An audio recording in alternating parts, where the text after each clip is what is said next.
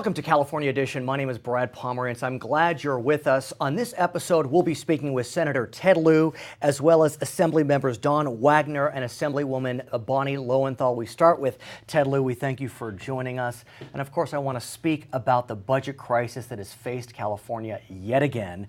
What we know is we thought we had a deficit of about $9 billion. We now know the deficit is $16 billion according to the governor, maybe $17 billion according to the legislative analysts. Talk to me about what you're seeing in Sacramento. So we have some good news and some bad news. There's good news? There is. What's so the good news? The good news? news is last year California created more jobs than any other state, and we created at a higher rate than any other state. Okay. S&P upgraded our credit rating from negative to stable to positive, and we had 8 months of sustained job creation. The bad news is it didn't come fast enough. And so we had a $23 billion budget deficit last year. This year we're facing about 16. So it is getting smaller. But I have a question though. When you say it didn't come fast enough, yes, that is true. But could it be that the governor and or the legislature was simply too optimistic? Yes. Yes. Absolutely. Okay. The revenue projections were too optimistic. And the other question is, the governor was really sounding alarm bells back in March. And he was saying to the Democrats in the legislature, of which you are a member, we need to start imposing some cuts now. If we don't do this now, we're going to see the budget grow. And nothing happened. I know you're not in leadership on the Senate side, but that also has caused some consternation. It is, but to me, really the only reason to make mid-year budget cuts would be if you can't do the cash flow for your existing year. And we were able to do that. So I don't really see any reason to have to do mid-year cuts. Now, we do have a $16 billion budget deficit, and one of the ways to close it is through revenue. And that's why the governor has proposed a revenue initiative in November. And I want to talk about that. I also want to talk, though, about spending. Your friends on the Republican side of the aisle have said repeatedly, we have a spending problem. We have a spending problem. And many people consider that to be, somewhat proper. Yes, we probably do have a spending problem. But then we hear that California spent $2.1 billion more than they said they would. And so that gives credence to the statement of Republicans that we have a spending problem. We are spending more than we even say we're going to spend. Well, or correct me if I'm wrong. You're absolutely wrong. If you actually look at our revenues year to year, because that is our limit, we can't spend above our revenues, they've been going down. And so we, just on the side of government that's not education, we cut $33 billion in the last few years. The numbers actually just don't support what my colleagues on the other side of the aisle are saying, because the budget numbers are just smaller. We are actually just spending less. There is absolutely no doubt that we are spending less. We have to. We have less money. But are we getting to the point, though, that we really have to look at how we spend? I mean, I so often hear we need to become more efficient, we need to do audits. Okay, yes, we do, but when are we going to do that, and when will we see bona fide savings? I don't believe that we can, do it today and we'll see $1 billion saved tomorrow, but are we going to go down that path? Well, so because of the massive cuts we've imposed, it has already necessitated efficiency, and we have one of the smallest workforces we've had in a number of years. Well, that is a true statement. I mean, I know for a fact, based upon nonpartisan analysis, that California has the second lowest ratio of state workers to residents. That's correct. I mean, when we compare our state workforce to others, it's very low. We have a small government in California. Partly it's because of the declining revenues. And so it's simply not true that we have a spending problem. What we have is a revenue problem. So let's talk about the revenues. The governor has proposed an initiative which would increase sales tax by 1/4 cent for 4 years, increase income taxes on the wealthy for 7 years. What's your view of that proposal? I absolutely support that revenue initiative because we need these revenues to close the budget gap. Californians haven't passed a statewide tax increase since 2004. Are Californians ready to do it in 2012? I think they are, because I believe people now view that austerity simply doesn't work for economic planning and economic rationale. That's a long discussion if you think about what's going on in Europe. So there's a competing initiative. There is. And to me, the greatest threat to California this year is Molly Munger's initiative. You've been very clear on that. I follow you on Twitter at Ted Lieu. What is it? At At Ted Lieu. At Ted Lieu. And you don't mince words on this one. It is, as you said, very difficult to pass a tax initiative. Right. And it compounds that difficulty when someone else puts out a tax initiative that conflicts with it, and then you're splitting votes. So now what? I mean, she's not moving. She's going. Well, I hope she will stand down because she's going to be hurting the children in California if both tax initiatives fail. I want to shift gears and talk about children in some form. And those are children who happen to be gay and lesbian. You are concerned about what we know as gay reparative therapy. Right. Tell me what gay reparative therapy is. It is an unauthorized practice that has damaged a significant number of children and patients. It is the belief by some therapists that you can take someone who is gay and make them straight through therapy. There is no scientific or medical evidence for this. And in fact, all the major medical associations have rejected reparative therapy. The American Psychiatric Association has said it poses great risks, including depression, self-hatred, anxiety, and it can lead to suicide. So you have proposed a bill which would regulate this therapy, but Correct. you've made a distinction between minors and adults. Explain the distinction, because it is one that is no doubt important. Correct. So my bill, SB 1172, will ban reparative therapy for minors, anyone under 18. And that's because the government routinely intervenes to protect children. But what about the rights of parents? Shouldn't parents have the right to make the decision as it relates to the medical treatment of their child, psychological treatment of their child? Well, so parents absolutely have the right to raise their children how they want until they cause them harm. And that's when the government steps in and says, you know, regardless of whether you consent to have your kid buy a drink from a bartender, we're not going to let you. Regardless of whether you consent to have your child go smoke a cigarette, government's just not going to let you.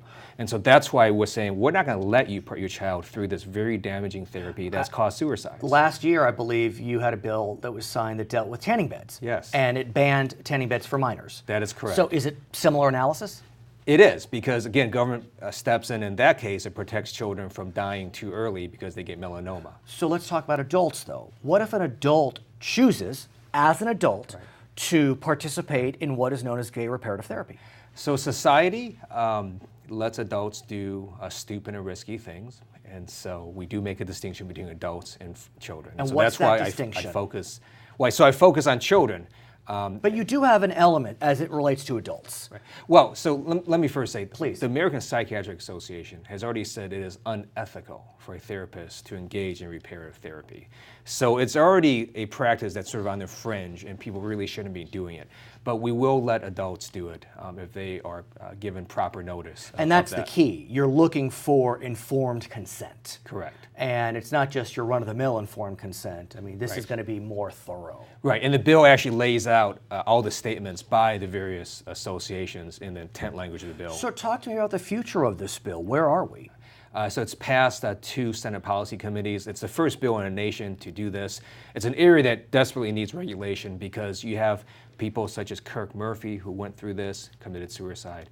You have a whole list of other patients I can name that committed suicide having done this. How did Ted Lieu, who represents a fairly moderate area in Southern California, become the chief sponsor of a bill like this? You know, last year I was watching television and a report came on talking about reparative therapy, and Dr. George Rakers was doing this on patients, and it talked about how his main patient, Kirk Murphy, that he trumpeted as a success story, later committed suicide.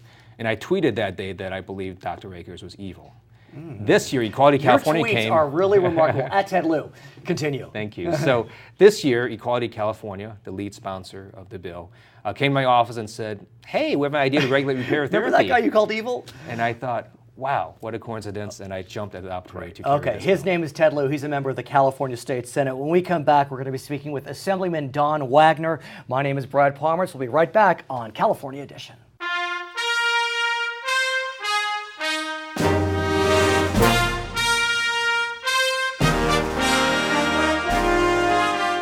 How many states currently permit same-sex marriage? 5, 7, 9, or 10? Including the District of Columbia, 9 states permit same-sex marriage. They are Connecticut, the District of Columbia, Iowa, Massachusetts, Maryland, New Hampshire, New York, Vermont, and Washington.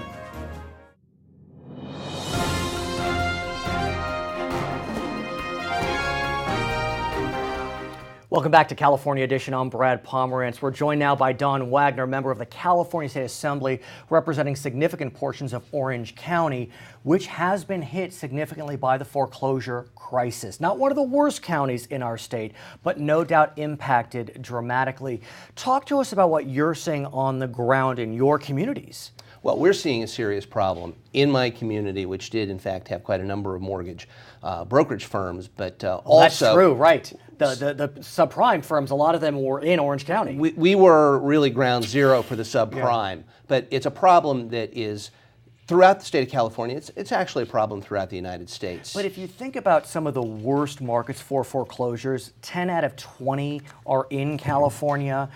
Riverside, San Bernardino, right next door to Orange County. Here in Sacramento, where we are today, Stockton, Modesto, Vallejo, Merced, Bakersfield. I mean, it is painful when you drive through some communities. There are some communities in the high desert where you walk down the street and a third of the homes are in foreclosure. I mean, it is dramatic. It is a serious problem, and it's hitting all of the economic markets. Some of the upscale communities are finding 20% or more distressed homes or foreclosed homes, and as you say, in some of these other communities, the problem is even worse. Now, it's a serious problem. Here's the concern of many, including myself, I'm a Californian, that there was a lot of concern about the robo-signing, about shady practices through the foreclosure process. And it appears that the banks have tried to get their houses in order. But now that they've gotten their houses in order, that means we could see another flurry of foreclosure activity. It went down, but did it go down because people are doing better or because the banks were getting their house in order? Well, my hope is it went down because people are doing better, and we are seeing a little bit of an upturn in the market. We're seeing in terms of home prices? In terms of the California economy starting to rebound. Amen. And that gives more people confidence. It gives more people the opportunity to find employment, perhaps save their houses, come current on their mortgages. We're seeing a slow upturn. What I don't want to see us do is put too much regulation on the market that ends up drying it up and turns us back. But here's the challenge. We know that part of the reason we had the subprime crisis was because of a lack of regulation. I mean, that's a bipartisan view. No question. But we've spoken before, there's a balance. And California, as it comes to regulation, nonpartisan analysts believe it falls on the wrong side of the regulation balance, maybe too much regulation or the wrong regulations. So I really want to talk to you as an expert in this area. Where's the balance on mortgages, on foreclosures? Well, that's a great point. The problem is California too often goes too far in terms of regulation. So how do we go about finding that balance? The truth is there weren't enough regulations to begin with. The federal government... Yeah, this was a federal issue. Exactly. It was a federal problem, and the federal government has taken some steps to fix the problem. Have they completely fixed the problem? No. I would say absolutely not. But they've taken some steps in the right direction. Here's where we are in California. There is, with the five major banks, an agreement worked out with our Attorney General and Attorneys General throughout the United States. 49 states? I think 49 states have signed an agreement. We will be implementing that in California. $25 billion, I think. $25 billion, of which $18 billion is supposed to go to California homeowners. So we get the lion's share of the settlement. The problem will be that the Attorney General, in my view, is now trying to not just impose that settlement on smaller banks who are not part of the problem and who perhaps cannot have the resources necessary to do what the larger banks are doing. So we're taking a one-size-fits-all solution when the problem is not one-size-fits-all. What can you do? I mean, Kamala Harris, a reasonable woman, I'm sure. I know her somewhat. Can you call her office, or is that a separation of powers issue? We've done even better than that, Brad. Let me tell you what we in the legislature have done. She has submitted a package of mortgage reform bills. The legislature, both the Assembly and the Senate, have put together a conference committee, which I'm privileged to serve on. And here's the good news about the committee. It's truly bipartisan. It is truly bipartisan. Right. There are 4 Democrats, there are 2 Republicans, so it's not balanced, okay. But it is bipartisan. But it does seem as if you're working together. And we are, and I have had a full and complete opportunity to question witnesses. Senator Sam Blakesley, the other Republican on the committee, I think feels the same way I do. I have no problem at all with how the committee itself has been run and our opportunity to question witnesses. But the bottom line is we have had an enormous amount of opportunity, and it's still ongoing, to question witnesses, to really dig into this issue. try to find solutions and, in my view at least, try to craft legislation that keeps us moving in the right direction towards mortgage reform. How much can California do as a state versus being one of 50 states? You know, I'm trying to get a sense of state versus federal law. Well, the answer to that remains, in my mind, a bit of an open book. We don't know for sure. I do know the federal government has specifically asked California not to get too far out on a limb on this issue because it is such a national issue and a national problem.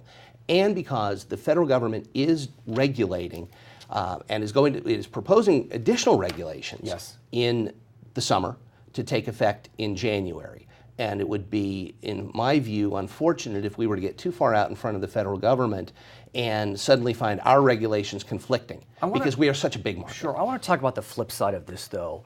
Look, there's no doubt there are many people who got put into mortgages they should not have been put into. They didn't have the knowledge, they were duped, whatever it may be. But now we know there are some people who are taking advantage of the system. They know that if they miss a few payments, it will take a year or two to get into foreclosure, and then they'll get a workout. And there are just some, homeowner hooligans out there. So how do we deal with, the small percentage that are working the system? Well, the answer to that is we have to have some smart legislation that does not allow for someone to game the system, but that does, where there is a legitimate opportunity for a homeowner to work out a problem and stay in a home, that we encourage that. How we do that is one of those balances you were talking about before. The problem with the Attorney General's legislation, as I see it right now, is it isn't fine-tuned. We've heard a lot of testimony in this committee about the folks, the hooligans you call them, strategic defaulters is the term that's used. Homeowner hooligans, strategic defaulters. And what you need to do is you need to craft legislation that makes certain that someone who is in default, and deserves help as opposed to is in default so that they can pay for a vacation, they can buy a new car, they can do something along those lines. I also want to talk about communities of color. I know you represent significant portions of communities of color, given the Orange County area. We also know that those communities were particularly hard hit by the foreclosure crisis. They were signing documents in English, they may not have spoken English, they maybe spoke Vietnamese or Spanish or whatever it is. Are we able to help those individuals? I mean, many, of course, are American citizens. This is not an immigration issue. This is just an equity issue. What's happening on that front? Well, we certainly can help those communities, and indeed should, because they do seem to be the ones that have been most hard hit. What needs to happen, in my view, is we need to make sure that our resources, the community resources, the housing resources, the banks themselves that have capital to loan are in fact making smart loans, that they're making loans to folks who are in an ability to repay them in the first place. And they didn't do that 5 years ago. And they didn't do that 5 years ago. And there was a lot of mortgage fraud out there, and we've got to put a stop to it. What about the credit crunch? I mean, it's gone the other way. Someone with a 750 score can't even get a refi. Right. The problem that we're hearing is that the banks are not out of money. It's not that the banks don't have the money to loan. Oh, they have lots of money. The federal government has imposed too many restrictions, mostly through Dodd-Frank, on capital requirements. So the market is artificially. Is that true, though? I don't know a lot about Dodd-Frank, but it's controversial. It's controversial, and right. I mean, it is my sense that the federal government has, again, you talk about pendulum swinging, and do we go too far? It was too easy to get a loan before. It is now too hard. And the banks, because of capital requirements and other requirements, are sitting on their cash. The other reason I think they're sitting on their cash is because, frankly, they're waiting to see what we in the legislature do. Are we going to make it easier for them to loan and for them to securitize, or are we going to make it harder and more risky for them to put their capital at risk out in the community? Please come back. Let us know what happens with this legislation. It is an ongoing process. His name is Don Wagner. He's a member of the California State Assembly. When we come back, we'll speak with one of Mr. Wagner's colleagues from the other side of the aisle. Her name is Bonnie Lowenthal. I'm Brad Pomerance. We'll be right back on California Edition.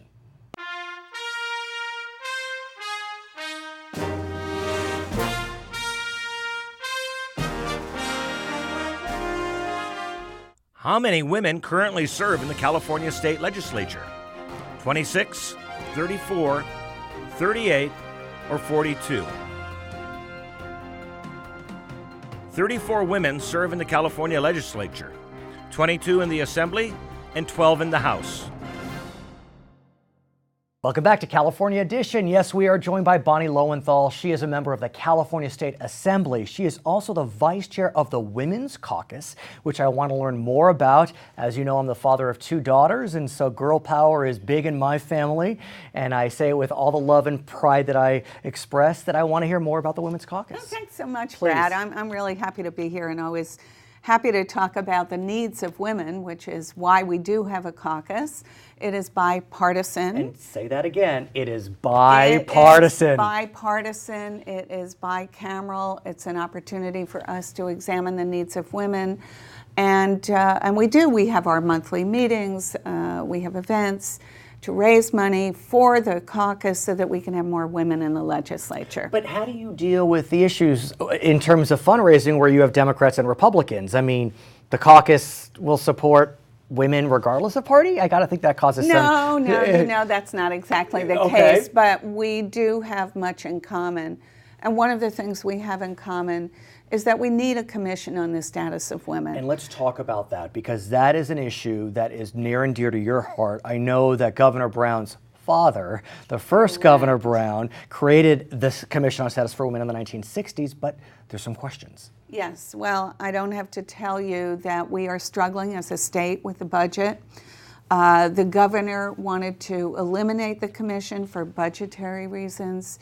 And we took a long, hard look at it and said, you know what, the needs of women need to be well known throughout the state, and we have to continue this commission. So the current chair, Gina Davis, a woman who has an institute who looks at women in the media. The Gina Davis. Oscar-winning Gina Davis. Yes, and a fabulous woman who really cares about the plight of women and girls. So what we have done over this last month is restructured the commission, so it's a commission on the status of women and girls. We intend to have this as a public-private partnership. The Speaker of the Assembly, John Perez, in his infinite wisdom, was able to find savings from the Assembly budget to allow the commission to move forward over this next year. Is Ms. Davis being part of the partnership? She I mean, the public-private partnership? Very much a part of it, and we are all going to be together raising money. And you may be aware that there are many groups out there who want to fund some projects that relate to women and girls, particularly in the area of engineering, of math, STEM. of science, STEM. You've got it. Well, you know about that. I know about STEM, which is science, technology, engineering, and math. Correct. And as I said, as the father of 2 daughters, I know that, and I see it, that as girls get older, sometimes there's a little trepidation as it relates to excelling in these subjects. Somehow there's this boy-girl power that really is uneven. And that's really tied into the media and how the media portrays girls and women.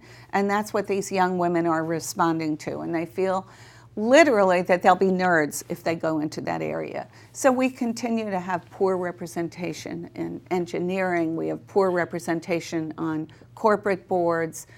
We have poor representation in the state legislature. We're only a little more than a quarter in the state legislature. And it's interesting you mentioned that, because I hearken back to 1992, which was known as the Year of the Woman. It was in the wake of the Clarence Thomas hearings, and we know a wave of women were elected to both the United States Senate and the United States Congress. You yourself in some way are part of that process. You were elected for the first time in '94, is that right? That's right. And so throughout the 90s, we really saw a lot of women entering politics. As I understand it, the numbers are either stable or down.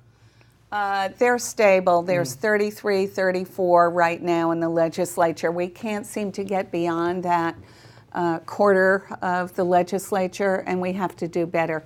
And again, it is bipartisan. It doesn't mean that we need more Democratic women, Republican women. We need more women. Women's issues are something that we have to articulate, and that means public safety, it means transportation. It doesn't only mean safety net issues, it doesn't only mean diapers. But it also can mean reproductive health. And I must ask you about that because this year, the question of reproductive health became politicized. And what we saw is Democrats tended to take one position, Republicans tended to take another position as it related to contraception. We're not even talking about abortion rights, we're talking about contraception. So has that politicization of this issue caused some rumblings in the caucus? No. Is it because No. it's California? I can't answer that exactly, but I can tell you that the women relate real well to each other, and we can be on different sides of one issue, but we are together on the needs for women. And in the final analysis, what will the focus be of the Commission on Status for Women? The Commission is going to be looking at health care, of course. We're also going to be looking at women in business. You know, we need more women on corporate boards. The one area that women do very well in is small business. I have heard that. Yes, and it's true. Speaking of business, I want to shift gears, if I may, and talk. Oh, please. What were you going to say? We also have, again, very bipartisan focus.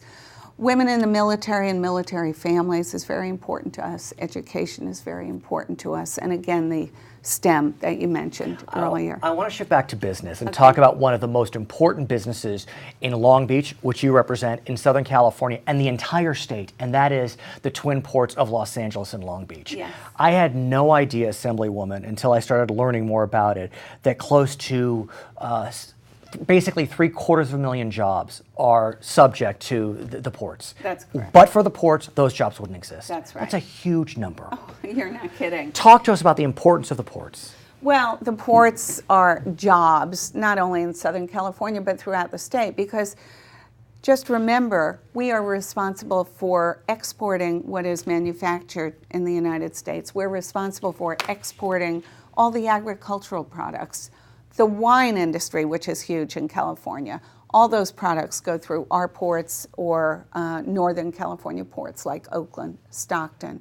So it's critical to maintain the ports and to ensure that we have efficient systems to carry the goods once they land as far east as Chicago. Some of the most exciting news coming out of the Long Beach port specifically is the Middle Harbor project. Yes. It's a done deal as of April 2012. It is going to be a huge job creator. Oh, yes. Tell us about the Yeah. Middle Harbor project. The Middle Harbor project involves dredging a number of existing ports, putting them together. They signed a deal with OOCL, as I remember, and it's something like a $40 billion. It's a massive deal. Yes, over many, many, many years. And what's critical about it is it will have on-dock rail. So we're not going to see those trucks pulling up, putting the containers on a truck and going up the freeway. It's on-dock rail. And the great news about the ports, and I really do think government, here's one case where government can be congratulated. Over the last few years, the ports really worked at greening and keeping the air clean, and basically every source says it's working. Yes. Am I right? Oh, you are so right. I was very much a part of that from the time I was on the city council, and I asked the port to study the feasibility of alternative marine energy at the ports, cold ironing, electrification. Plugging in, as opposed to idling. So we have worked on that plugging in for years, and in 2006, something like that, both ports came together to put together a clean air action plan, and it is day and night. I want to get a sense of what the Port of LA and Long Beach is doing to stay competitive vis-a-vis the Panama Canal. Well, I said it a few minutes ago. It's all about efficiency. And there have been studies done that shippers would happily pay more as long as their product that they've brought from overseas gets to market faster. And that's why the Middle Harbor project is critical. Exactly. Okay. And all of those efficiencies that we have been putting together for years that'll support our ports. Bonnie Lowenthal, thank you so much for joining us, and Pleasure. thank you for being a voice for women. Thank you. Her name is Bonnie Lowenthal, member of the California State Assembly. I'm Brad Pomerance. Thank you so much for watching California Edition.